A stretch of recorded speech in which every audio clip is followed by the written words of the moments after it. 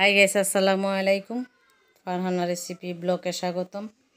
দেখুন বন্ধুরা, আজকে কি রান্না করতেছি।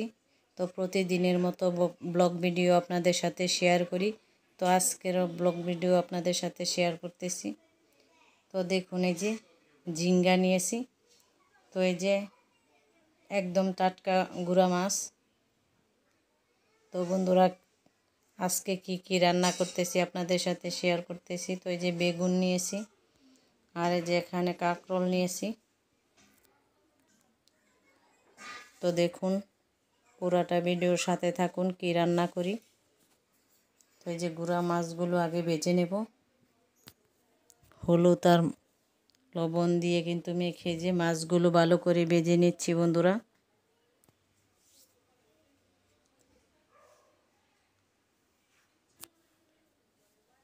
তো কিভাবে রান্না করতেছি, কি রান্না করতেছি, তো দেখুন, মাছগুলো সুন্দর করে ভেজে নিচ্ছি বন্ধুরা। তো দেখুন, এই যে মাছ ভাজা শেষ। তো মাছগুলো তুলে নিচ্ছি। এর মধ্যে জিরা দিয়ে দিচ্ছি। দেখুন, জিরা দিয়ে কিন্তু জিরাগুলো একটু ব্রাউন কালার করে নিয়েছি। তো এর মধ্যে পেঁয়াজ আর কাঁচামরিচ দিয়ে দিয়েছি। তো এর মধ্যে আমি রসুন বাটা দিয়ে দিয়েছি। এর মধ্যে এখন হলুদ দিয়ে দিব। এখন পরিমাণ মতো হলুদ দিয়ে দিচ্ছি। এর মধ্যে আমি হজের ফাঁকি দিয়ে দিচ্ছি। মরিচের ফাঁকি দিয়ে দিচ্ছি বন্ধুরা। দিয়ে মশলাটা ভালো করে কষিয়ে নেব।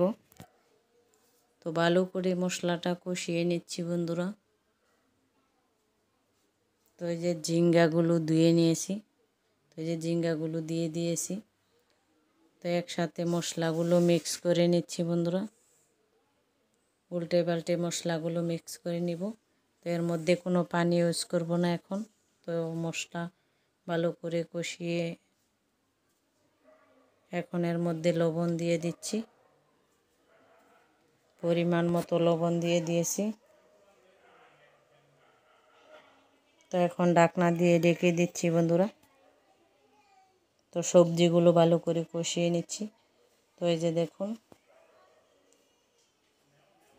কাঁকরোল আর বেগুন, এর মধ্যে হলুদ,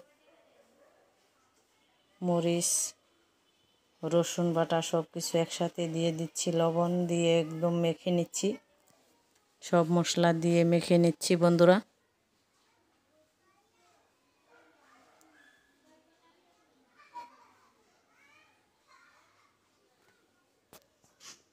তো এই যে লবণ দিয়ে কিন্তু হাত দিয়ে সব একসাথে মিক্স করে নিচ্ছি।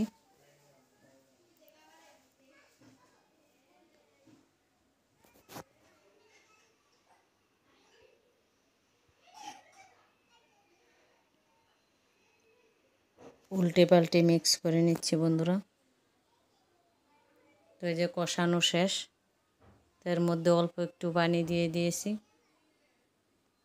তো অল্প করে পানি দিয়ে এখন ঢাকনা দিয়ে ঢেকে দেব। তো বন্ধুরা, ঢাকনা দিয়ে ঢেকে দিচ্ছি।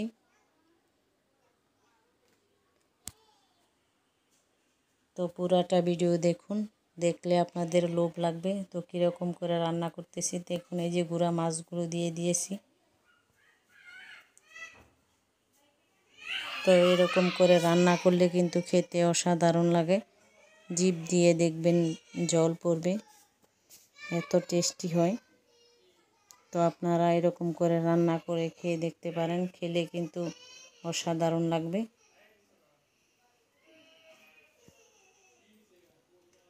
তো এই যে বেগুন দিয়ে দিচ্ছি।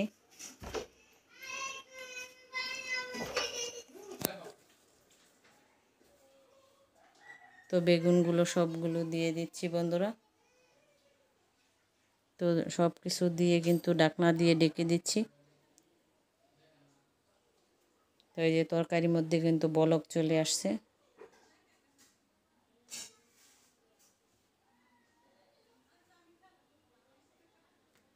তো এই যে বিরানগুলো উল্টে দিচ্ছি বন্ধুরা, সবগুলো বিরান একে একে উল্টে দিব।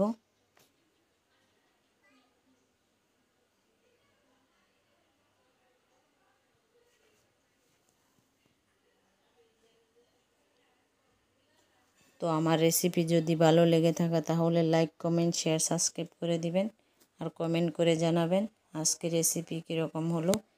তো নিত্য নতুন রেসিপি আপনাদের সাথে শেয়ার করি। তো ধনিয়া পাতা দিয়ে দিচ্ছি, তরকারি কিন্তু প্রায় হয়ে গেছে। তো আজকের মতো এখানেই শেষ করছি। আল্লাহ হাফেজ।